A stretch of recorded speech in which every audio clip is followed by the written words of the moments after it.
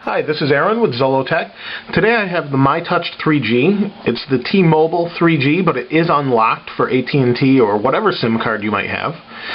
It's currently, it's been out a while. It runs Android, and it's got 1.6 Donut loaded onto it.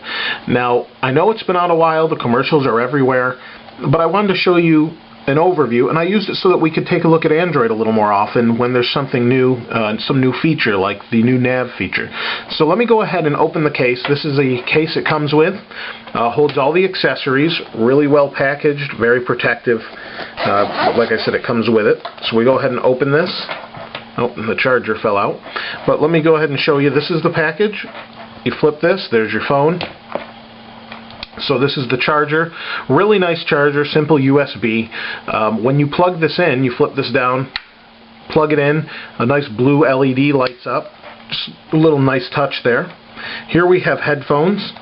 And to be honest, I haven't used this device for headphones, for music yet, through the headphones, because unfortunately, as many of you probably know, it does not have a jack for headphones on it. You actually have to, here's this thing, I'll pull out all these different cables to show you.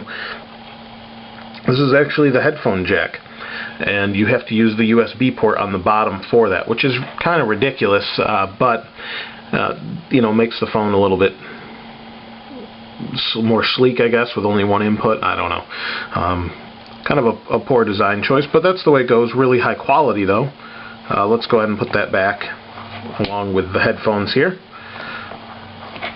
Put that in here. USB cable, simple. It is a little bit tangled now, but high quality. Nice rubber coating on it. It says don't throw it in the trash, but simple USB. This is actually a mini USB, but the standard stock one it doesn't have the edge that's slanted. It'll work either way, no matter what cable you've got. In this little pouch here, we have a carrying case. Simple, although it is kind of questionable, the design, because you've got these metal dongles on here, which if they smack the phone, they may scratch it. I don't know. It's a nice case, nice velvety type, soft, like chamois almost case. Throw that MyTouch in there. So let's go ahead and get into the phone itself. Pull this out. This is the case. You can see how thick that padding is. Well protected. I'm sure they used it for shipping too. So we'll slide that out of the way. And here's the MyTouch3G. This is the red one. I forget what color they call it. It's like magenta or something like that. But basically, it's the red one. They have white and black also. The phone itself, really decent size. Here's the iPhone. This is the 3GS, so you can see it's a little bit shorter width-wise. Now it does have a little chin on the bottom, you can see there. Width-wise, pretty close. Little bit thicker than the iPhone. And I wouldn't say double, but no, not even close to double. But it is definitely thicker. You don't really notice it too much, especially if you have a case on your iPhone, because you don't generally have cases on these. You can kind of customize the back and that sort of thing. Interface for standard Android. You've seen this phone probably, and I'll go ahead and turn it on while we're waiting. You hold down your off or your hang up button, and it turns on.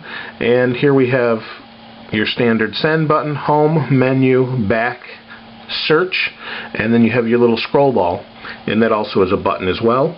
On the side we have a volume rocker switch, and on the back you have a camera. I believe it's 3.2 megapixels. We'll slide this off so you can see. Even though it's booting up, I'm not going to take the battery out. Here's the battery. Nice part about an Android phone or most other mobile phones. And then right here you have your SIM card slot. Now I don't have the SIM card in it right now. It's in my iPhone, but we still can use the MyTouch without it on Wi-Fi. So still booting. It does take a while to boot up. I believe it has a 533 or 528 megahertz processor in it. I do have a, I forgot to show you, in the back here, there is an SD memory card too. This is a 2 gig micro SD. You can see right there. And it's expandable, I believe, up to 16. So you can use your choice of memory cards, which is really nice, obviously. So you can see it says no SIM card. I have been using it on AT&T. Unfortunately, 3G does not work because the antenna in it is capable, but it's not turned on. So I don't know of anybody that knows how to flash that yet to do that. So to unlock this, we'll go ahead and hit menu. Okay, or not. Looks like it's locked up. Interesting. So I guess we'll go ahead and try again here.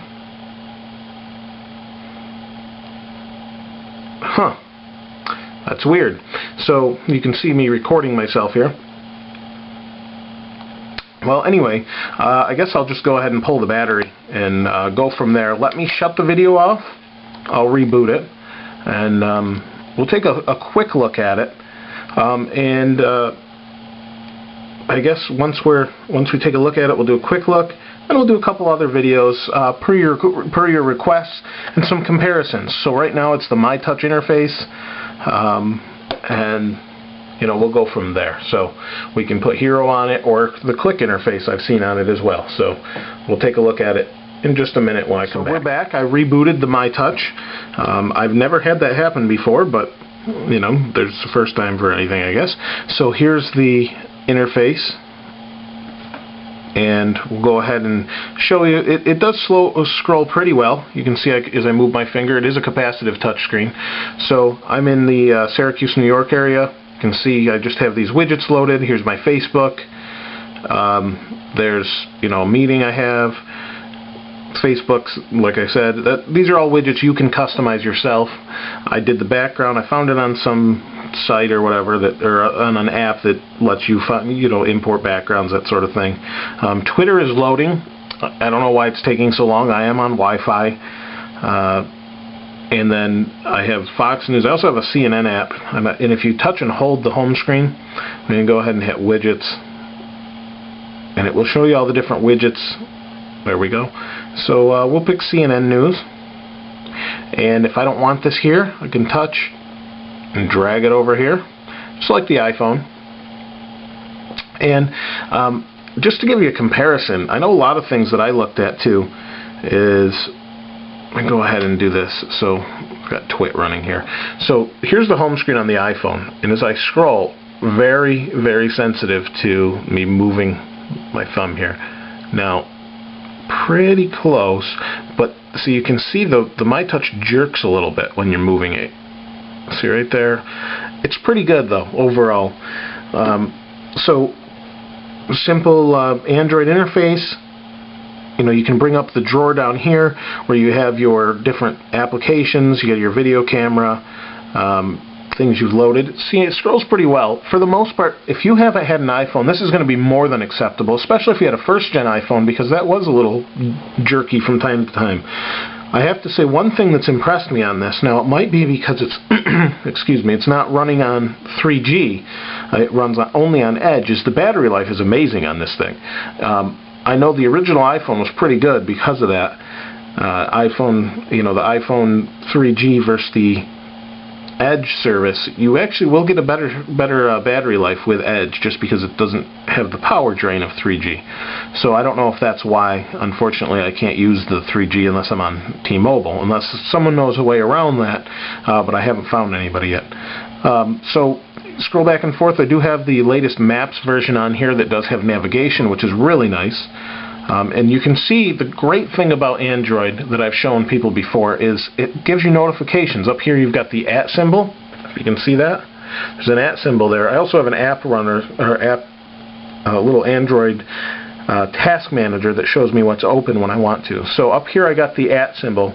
It tells me I've got an email. If I grab this and scroll down, it's just a simple email, junk email, and I flick it away, I'm done, I'm back to where I started. And that's the great thing about Android.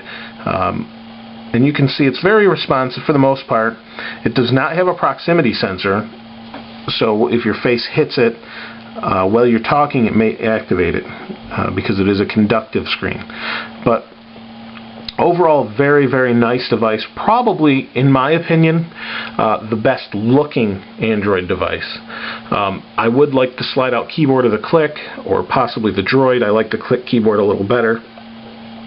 But overall, very nice phone. We'll do some other things later as far as interface and that sort of thing. Just wanted to give you a quick overview today. This is Aaron with Zollotech. See you next time.